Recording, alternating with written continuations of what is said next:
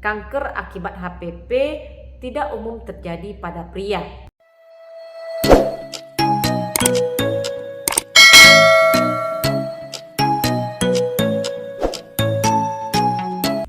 Assalamualaikum warahmatullahi wabarakatuh.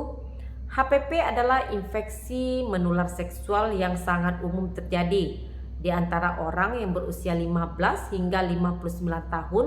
2 dari 5 atau sekitar 40 orang akan mengalami HPV. Ada banyak jenis HPV, sebagian besar tidak menimbulkan masalah kesehatan.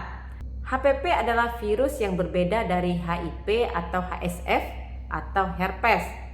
Lantas bagaimana pria bisa tertular HPV? Pria bisa tertular HPV melalui hubungan seks vaginal, anal, atau oral dengan seseorang yang mengidap virus tersebut. Penyakit ini paling sering menyebar selama hubungan seks anal atau vaginal.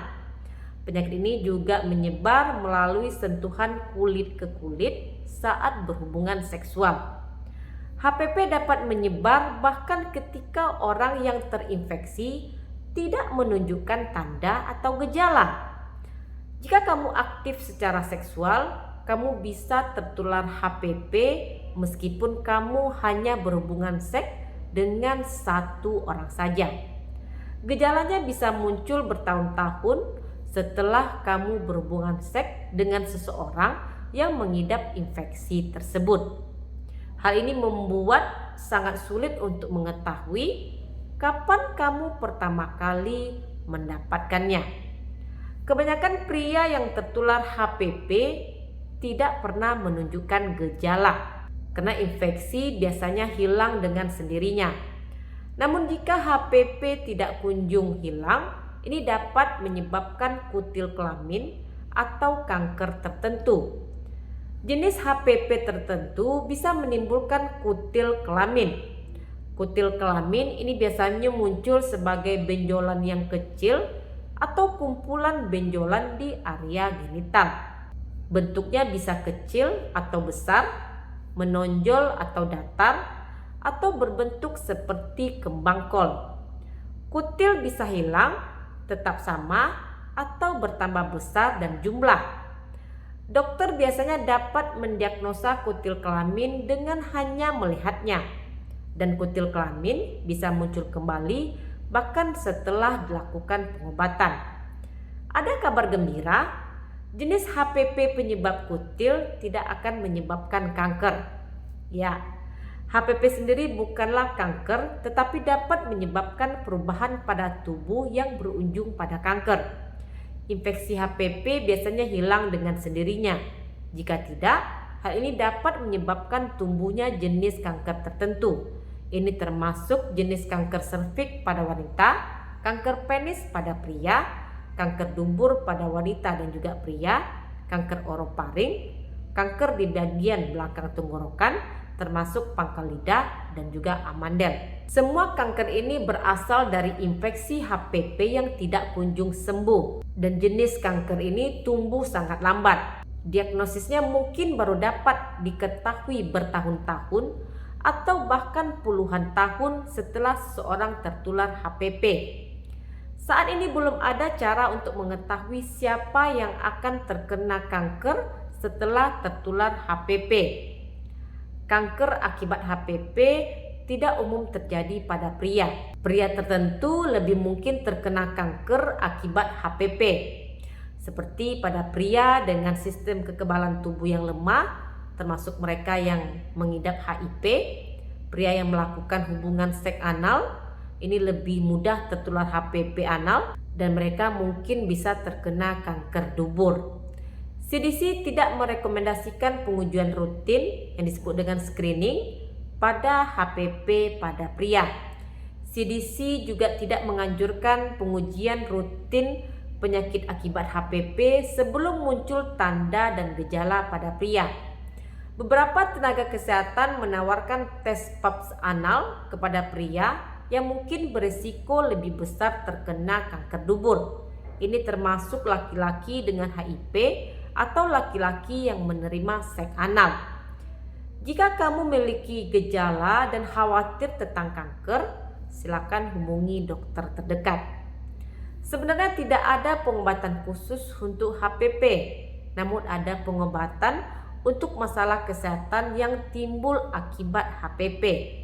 Dokter akan mengobati kutil kelamin dengan obat resep farmakologi. Kanker akibat HPP lebih bisa diobati bila ditemukan lebih dini. Ada 2 langkah yang dapat kamu ambil untuk menurunkan peluang kamu tertular HPP dan penyakit akibat HPP. Yang pertama adalah tentunya mendapatkan vaksinasi. Vaksin HPP dapat melindungi pria dari kutil dan kanker tertentu yang disebabkan oleh HPP. Idealnya kamu mendapatkan vaksinasi sebelum melakukan hubungan seksual. Lalu tentunya adalah dengan menggunakan kondom dengan cara yang benar setiap kali kamu berhubungan seksual. Hal ini dapat menurunkan peluang kamu tertular infeksi menular seksual termasuk HPP.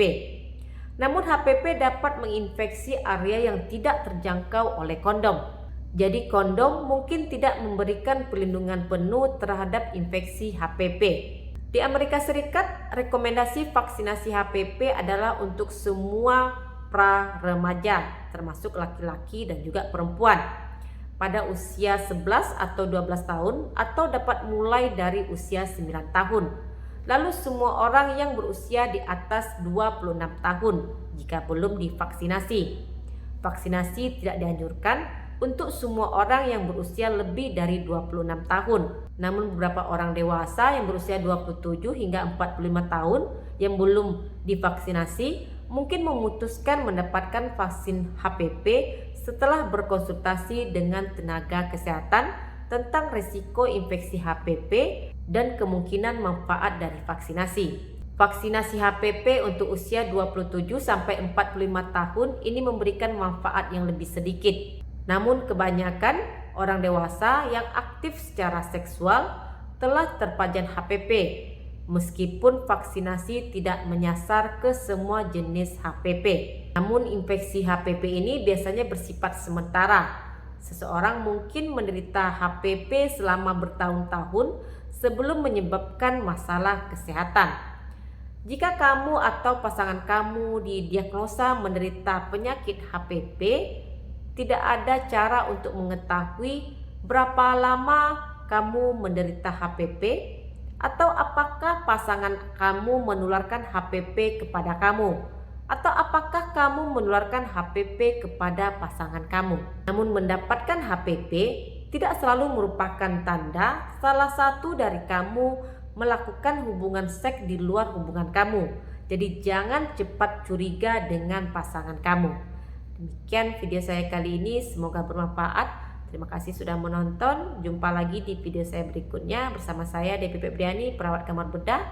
Stay healthy. Assalamualaikum.